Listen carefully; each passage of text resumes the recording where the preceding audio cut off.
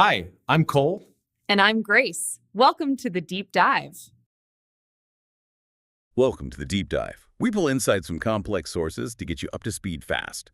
Today, we're jumping into artificial intelligence. Yeah, it's everywhere, isn't it? AI mastering games, writing text that sounds, well, almost human. It's incredibly impressive stuff, no doubt about it. But here's a question that maybe gets lost in the hype. Does AI really understand why things happen? Exactly. Is there a deeper limitation there? Something preventing it from getting actual cause and effect? And that leads us straight to Judea Pearl, a giant in the field, Turing Award winner. Right, often called the father of causal AI. And his argument is pretty provocative. He says that despite all the progress, a lot of AI is kind of stuck. Stuck how? Stuck in a rut, basically. He sees even state-of-the-art AI as being brilliant at curve fitting, finding hidden patterns in data, but not really showing true intelligence, not grasping how the world works underneath. Okay, so our mission today is to unpack what he calls the causal revolution. We're looking at his work on causal inference, Bayesian networks, all these ideas that aim to shift AI. Yeah, moving it from just statistics to something that can actually handle cause and effect, giving AI the ability to ask why. Right. Let's start with the limits of what Pearl calls data-centric AI. We hear about black boxes a lot with deep learning neural networks. They're powerful, definitely. Great at finding associations. When X happens, Y often follows. But they struggle to tell us why Y follows X. The reasoning is opaque. Which makes it hard to trust them, especially for critical things. They spot the correlation, not necessarily the cause. And that's where traditional stats maybe hit a wall. Well, traditional statistics is fantastic for finding those associations, estimating things from data if conditions stay the same. Okay. But the moment things change, maybe you introduce a new policy or intervene somehow, you need causal analysis. You need to know what happens if you do something, not just what happened in the past. Precisely. It's the difference between, say, noticing ice cream sales and drownings both go up in summer. Right, the classic example. And understanding that neither causes the other. Hot weather causes both. One's an association, the other's causation. That really highlights why our own intuition often beats AI in everyday situations. Think about walking into a new house, a new kitchen. Yeah, you don't need massive retraining to figure out the coffee maker or the stove. You have an internal causal model. You know how things generally work. But current AI, a different layout, a new appliance model, it often needs specific retraining for every little change. Exactly. Pearl calls it brittle. It can fail spectacularly in corner cases it hasn't seen before because it lacks that general causal understanding. He has that great quote, doesn't he? Something about being smarter than your data. Oh yeah, it's powerful. If I could sum up the message of this book in one pithy phrase, it would be that you are smarter than your data. Data do not understand causes and effects. Humans do. Wow. And this data-centric approach, just looking at the numbers, can lead to real problems, right? Like bias. Absolutely. If the AI only learns surface-level associations from data that already reflects societal biases, without understanding the causes of those biases, it can just perpetuate them, sometimes even amplify them. Okay, so if just using data isn't enough, how does Pearl's causal revolution provide a new language? What was missing? A key problem was asymmetry. Think about basic algebra. If x, y, then y, LAX. It's symmetric. Sure. But causality isn't like that. A storm makes the barometer fall. The falling barometer doesn't cause the storm. Right. The arrow only points one way. Exactly. And mathematics, before Pearl really formalized this, didn't have a great way to capture that inherent directionality in asymmetry. So how did he fix that? This is where his structural causal models, SCMs, come in. They're the mathematical foundation. Yeah. SCMs cleverly combine a few things. Structural equations, which define the relationships, the potential outcome idea, which helps us think about what-if scenarios, and graphical models to draw maps of these relationships. Maps, like diagrams. Sort of, yeah. And a really crucial part of SCMs is something called the do operator. The do operator, what does that do? Good question. It's not about just seeing or observing a variable. It represents actively intervening, actively setting a variable's value. Like flipping a switch yourself. Yeah. Versus just noticing the switch is on. Exactly. Instead of asking, what's the chance the light is on given the switch is flipped?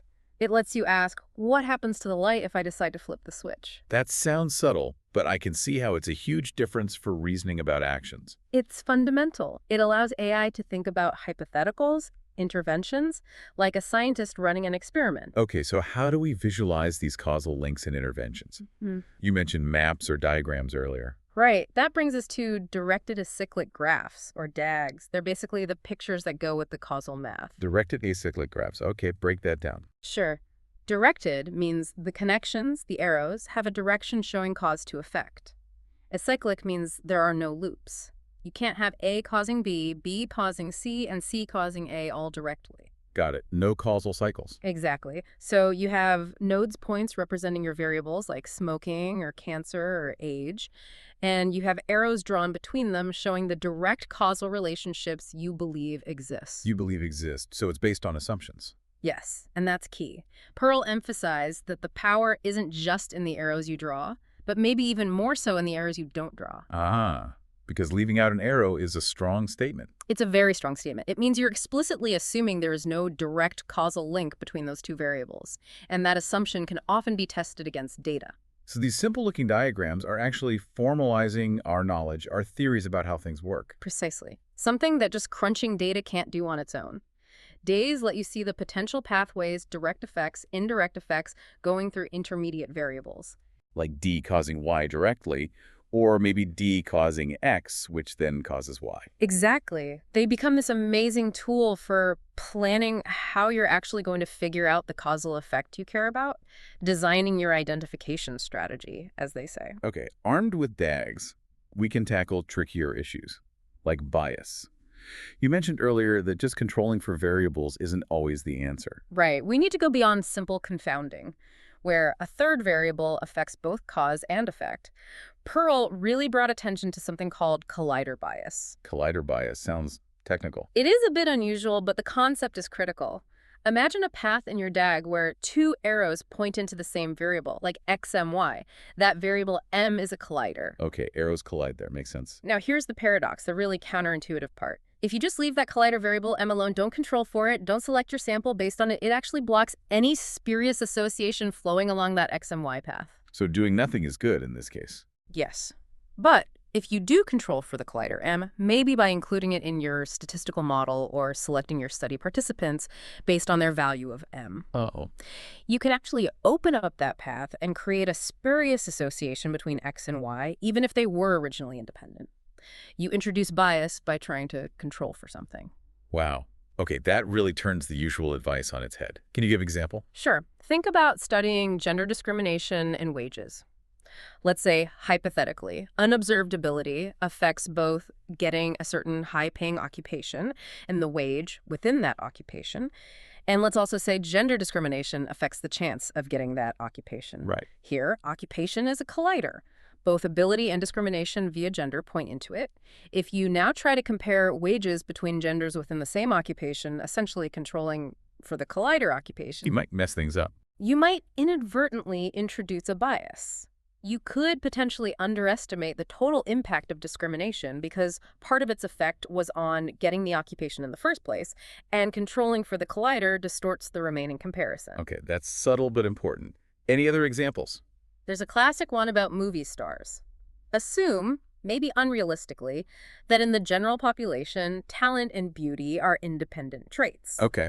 But to become a movie star, you generally need a high level of both, or an exceptional level of one.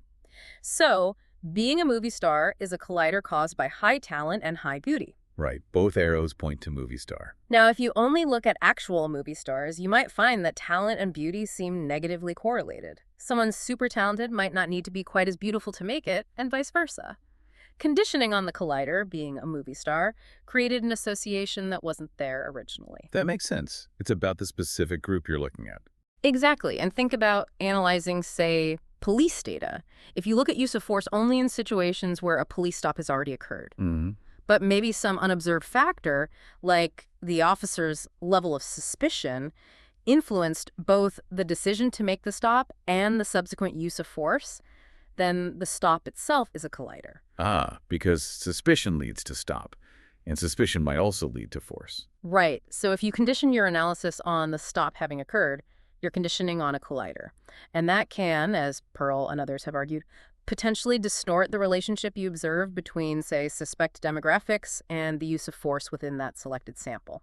So just having more data or trying to control for everything you can measure can actually lead you away from the truth if you don't understand the causal structure. That's the core message. It's not just about data. It's about the model of reality that generates the data. Diggs help us think clearly about that model. Okay, so avoiding bias is one thing. But Pearl also frames this in terms of levels of intelligence AI needs to achieve. His ladder of causation. Yes, it's a really elegant framework. He proposes 3 rungs. Rung 1 is seeing, or association. That sounds like current AI. Pretty much. It's about answering what if I see A, like predicting malaria if you see a fever, finding patterns, correlations in data. That's where most machine learning excels today. Okay, what's the next rung? Rung 2 is doing, or intervention. This is about answering what if I do A. Like our do operator example earlier. Exactly. What's the effect of giving this drug? Or what happens if we implement this policy? It requires reasoning about active changes, not just passive observation. Moving beyond prediction to influencing outcomes. Right. And then the top rung, rung 3, is imagining, or counterfactual. Counterfactuals. Like, what if? Precisely. Answering, what if I had done things differently? For instance, would this patient have died if they hadn't received the treatment? Or would the accident have happened if I had left 5 minutes earlier? That feels very human. It's arguably the bedrock of scientific thought, ethical reasoning, even regret and planning. It's about imagining alternative possibilities, worlds that don't exist. That's a huge leap.